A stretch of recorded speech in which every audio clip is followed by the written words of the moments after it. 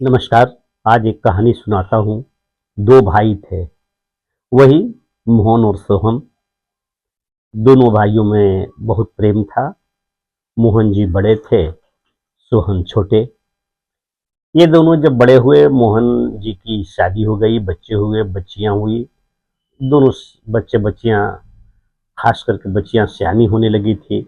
दो बच्चे थे, वे स्कूल में पढ़ते थे। और सोहन जी की अभी शादी हुई नहीं थी, परंतु फिर भी न जाने कैसे दोनों भाइयों में कब किस बात का मनमुटाव हुआ, कैसा क्या विघ्न पड़ गया कि वो अलहदा हो गए, अलग हो गए, बंटवारा हो गया। घर की जमीन बट गई। अच्छे किसान थे, दोनों के पास बैल, गाय, सारे कुछ। मोहन जी एक स्कूल में अध्यापक थे। हाई स्कूल था, उच्च विद्यालय था। गांव की बात है, गांव के पास ही कहीं हाई स्कूल था, वहां शिक्षक थे। और सोहन कहीं कोई किसी भी प्रकार के नौकरी में नहीं थे, लेकिन सोहन को था क्या कि वो पूरी खेती पर वो ध्यान रखते थे। ये अपने हिस्से की पूरी जमीन पर खुद मजदूर रखकर काम करवाते थे और अपनी निगरानी में अच्छी फसल उपजा लेते थे। वहीं वो मोहन जी की फसल कुछ कम होती थी, मगर कोई बात नहीं। धान का फसल खलिहान में चला आया था, धान के ढेर लगे थे। दोनों भाइयों का खलिहान में आज शाम को खलिहान से धान अपने अपने घर में, अपने अपने घर में मिट्टी की कोठी बनी होती है, उसमें धान रखाते। बड़ा भाई मोहन जी उस समय खलिहान में नहीं थे और खलिहान में सन्नाटा था। छोटा भाई सोहन ने देखा कि अभी बड़े भैया के खलिहान में कोई नहीं है। अपने खलिहान में देखा तो यहां भी कोई नहीं है, अकेले हैं। तभी मोहन ने सोचा, दोनों पहले तो देखा दोनों खलिहानों में धान की ढेर को। भैया का खलिहान में भैया के धान को देखा कि कितना बड़ा ढेर है। अपने खलिहान में अपने धान की ढेर को देखा कि कितना है। मन में सोचने लगा कि अरे मेरे पास तो इतना धान है, क्या करूंगा इतना धान, सब तो बेचना ही बेचना है। लेकिन भैया के तो खर्च कुछ अधिक है। ठीक है, सरकारी टीचर हैं, कमाते हैं तो खर्च भी है। 10 व्यक्ति उनके यहाँ आता जाता बराबर है, दिखते हैं, खान पान होता है। और बेटी भी सयानी हो गई है, पर साल से शायद विवाह के विषय में भी सोचे। लड़का भी स्कूल में पढ़ता है, मेरी तो शादी भी नहीं भी हुई है, इतना धान क्या करूंगा। तो उसने 5 बोरी धान भर भर के अपने बड़े भैया के ढेर में डाल दिया, मिला दिया।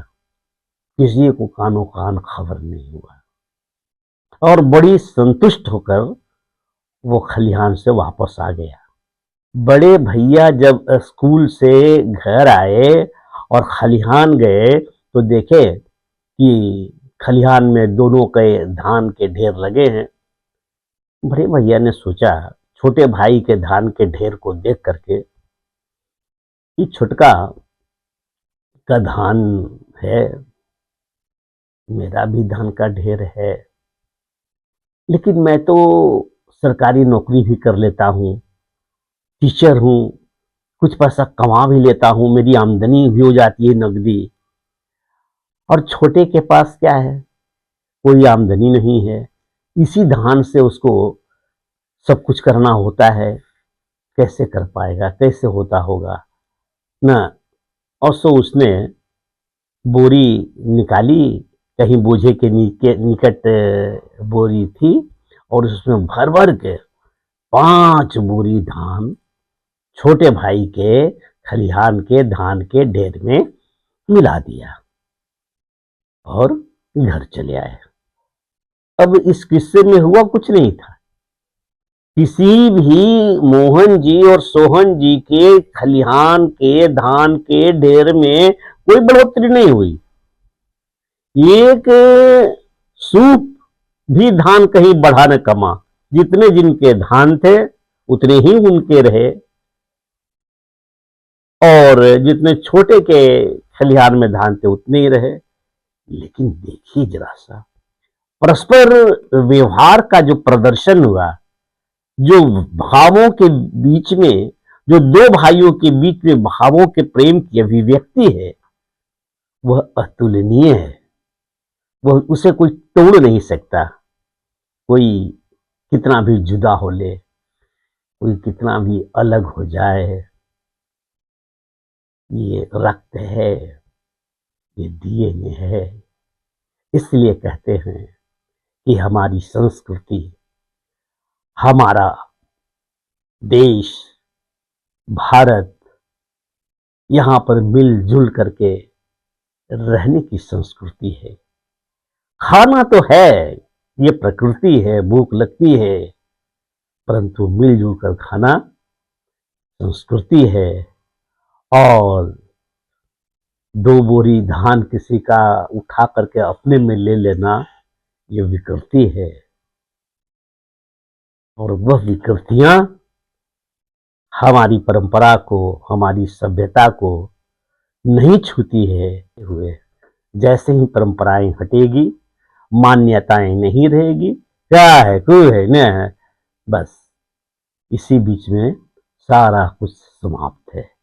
बिल्कुल पतली धार है, ब्रेड की धार पर चलती है। भावनाएं भावनाएं ठीक है, सब कुछ ठीक है, सुख संतुष्टि, फिर तो कोई रोग भी नहीं आता है, कोई बीमारी भी नहीं आती है, नींद भी अच्छी आती है, भूख भी अच्छा होती है, नींद भी अच्छी आती है, भूख भी बढ़िया लगता है, सब कुछ ठीक। ऐसा ये कहानी आपको अच्छी लगी होगी तो सुनवाई, दूसरे को भी सुनवाइए। धन्यवाद, नमस्कार।